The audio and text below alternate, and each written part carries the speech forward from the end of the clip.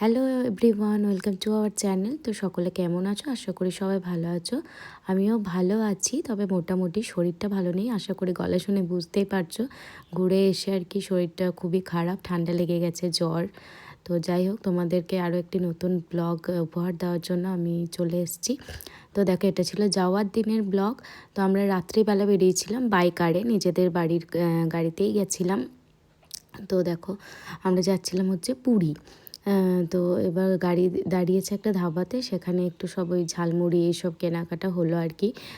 যে যা বাথরুম গেল, অতটা রাস্তা একটা তো ব্যাপার থাকেই, তো ভালো জায়গা দেখে না দাঁড়ালে তো সব জায়গায় দাঁড়ানোটা সম্ভব না রাত্রিবেলা। তো দেখো, রাত্রি কাটিয়ে এবার ভোরের আলো ফুটেছে, আমরা মানে প্রায় কাছাকাছি চলে এসেছি। তবুও এখনও বেশ কিছুটা দূরে রয়েছে। তবু আর কি, এদিকে দেখো মা ঘুমিয়ে গেছে, এদিকে সারা রাত্রি কিন্তু আমার ঘুম হয়নি। আমি বেশ মজা করেই এসেছি সারাটা রাত, মানে জানলা দিয়ে দৃশ্য দেখতে দেখতে। দূর থেকে দেখো পাহাড়ও দেখা যাচ্ছে, আর মানে এত সুন্দর লাগছে এই পরিবেশটা ভোরবেলায়, মানে বলে বোঝানো যাবে না।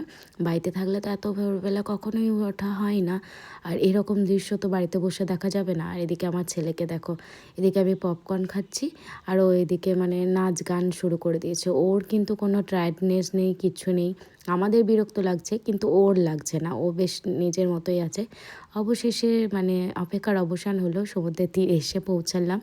তো দেখো, তো আমি বললাম যে গাড়িটা একটু দাঁড় করাও, হোটেলে ঢোকার আগে আগে একটু দাঁড়িয়ে এখান থেকে সমুদ্রের হাওয়াটা খাই সকালবেলা, তো তারপর হোটেলে ঢুকবো। তো কথা মতো গাড়ি দাঁড়িয়েওছে। তো দেখো, আমরা এখানে সমুদ্রের হাওয়া উপভোগ করছি আর কি, ঢুকেই, হোটেলে না ঢুকেই আর কি, সকাল সকালই পৌঁছে গেছিলাম। তো বেশ ভালো লাগছিল সকালবেলায় সারাটা রাত ওই গাড়ির মধ্যে থাকার পর যদি এত সুন্দর সমুদ্রের হাওয়া পাওয়া যায়, তাহলে কার না ভালো লাগে, তাই না? তো চলো, এবার তো হোটেলে যেতে হবে, ফ্রেশ হতে হবে। তো এখন আমরা এই যে লিফটে চেপেছি, মানে আমাদের ফিফথ ফ্লোরে ছিল রুমগুলো। তো এই দুটো রুম নেওয়া হয়েছিল, একটা রুম মা আর ভাইয়ের জন্য, আর একটা রুম আমাদের জন্য। তো চলো, ভেতরে এখন আনলক করা হচ্ছে। আনলক হয়ে গেছে। তো এই ছিল আমাদের রুম। তো প্রথমেই ছিল একটা আর কি লিভিং রুম টাইপের, যেখানে সোফা, চেয়ার, টি টেবিল, টিভি, একটা টিভি ক্যাবিনেট, একটা এমনি অন্য একটা ওয়ার্ড্রব, জিনিসপত্র রাখার জন্য, মানে সমস্ত কিছুই ছিল। আর এটা ছিল বেডরুম, অ্যাটাচ বাথরুমও ছিল, এখানে মিরর ছিল, ওয়ার্ড্রব, সাইড টেবিল, বেড, একটা কিং সাইজ, বেশ সব মিলিয়ে খুব সুন্দরই ছিল। এদিকে ভাই আর কি এসেছিল যে ওই রুমটা দেখার জন্য, যে কোন রুমটা আমরা নেবো। তো আমরা বললাম যে না, আমরা এই রুমটাই নেব। এখানে দেখো, চা কফি বানানোর জন্য সমস্ত কিছুই দেওয়া আছে, বোতল, জলের গ্লাস, সমস্ত কিছুই। তো ভীষণই ক্লিন ছিল, এত ভালো ছিল, মানে দেখেই বুঝতে পারছো। তো আমার তো ভীষণই ভালো লেগেছে।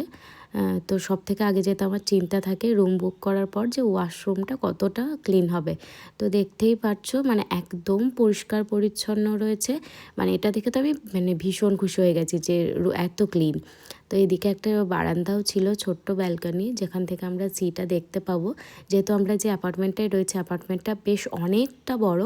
তো প্রায় 24 থেকে 26টা ব্লক রয়েছে এরকম, এত উঁচু উঁচু বিল্ডিং রয়েছে 26টা আর কি। তো সেগুলো পেরিয়ে ওই 5-7 মিনিট যাওয়ার পরে কিন্তু ওই যে সমুদ্র দূর থেকে দেখা যাচ্ছে। দেখো, খুব একটা বেশি দূরে না, ক্যামেরাতে হয়তো দূরে লাগছে, কিন্তু খুব একটা বেশি দূরে ছিল না। তো এই যে তো এখন প্রচণ্ড টায়ার্ডও লাগছে, সারা রাত্রি জার্নি করেছি। তো তো তারপর দেখো, ফ্রেশ হয়ে চলে এসেছি এখানে ব্রেকফাস্ট করতে। এখানে তো সবই সাউথ ইন্ডিয়ানই খাবার বেশি, তো তারই মধ্যে যেগুলো একটু ভালোবাসে তো সেগুলোই নিয়েছি। সেটাও আর কি শেষ অবধি খেতে পারছিলাম না, যতই হোক বাঙালি। আর ইডলিটা আমি ঠিক অত পছন্দও করি না। তো দেখো, এখন আমরা সমুদ্রের পাড়ে কিন্তু চলে এসেছি স্নান করার জন্য। মানে যাই হোক, তো আমার ছেলে তো ভীষণ এক্সাইটেড, দেখো কি করছে। মানে ও আরও একবার দীঘা গেছিলো আজ থেকে 2 বছর আগে, তখন বেশ অনেকটা ছোট ছিল তো, আর এখন বেশ একটু বড় হয়েছে, পাকাও হয়ে গেছে। তো এবার আর কি ও ফিলটা বুঝতে পারছে। তো মানে ও ভীষণ আনন্দ করছে, ঢেউগুলো এসে যখন ওর গায়ে লাগছে, মানে খুব আনন্দ করছে। আর আমি তো খুবই ভয় করছি যে ঢেউগুলো এত বড় বড়, ওর নাকে চোখে জল ঢুকে যাবে, কিন্তু ওর দেখো সে ভয় নেই। এদিকে আমাদের ফটোশ্যুট চলছে, ভিডিও ক্লিপ নেওয়া চলছে, আর ওর কিন্তু এসবে কোনো চিন্তাই নেই। ও বেশ দিব্যি মেজাজে ফটো তুলছে। ওর বাবাকে আমাকে বারবার বলতে হচ্ছে যে ফটো তোলো, এদিকে ঘোরো, বাট ও কিন্তু অলওয়েজ রেডি। তো দেখো আর আমি বকছি ভাইকে যে অত দূর যাবি না, ঢেউ এরকম করবি না। ভাই দেখো আমার বকা শুনে আমার কাছে চলে এসছে। তো যাই হোক, তো এদিকে দেখো আমাদের যে আরেকজন গেছিলো আর কি, মানে ও আমাদের ভাইয়ের মতোই, ওই আমাদেরকে ড্রাইভ করে নিয়ে গেছিলো। তো ও আর কি ফটোশ্যুটগুলো করেও দিচ্ছিলো। তারপর দেখো সমুদ্র থেকে এসেই নেমে পড়েছিলেন সুইমিং পুলে। তারপরে ওখানে কিছু ফটোশ্যুট করে তারপর আবার রুমে চলে গেছিলাম। ব্যাস এইটুকুই আজকে, কারণ কি ছেলেটা ঠান্ডা লেগে যেত না হলে, সেই জন্য জাস্ট ওকে একবার আনন্দ দেওয়ার জন্য ওই 5 মিনিটের মতো নেমেছিলাম আর ফটোশ্যুট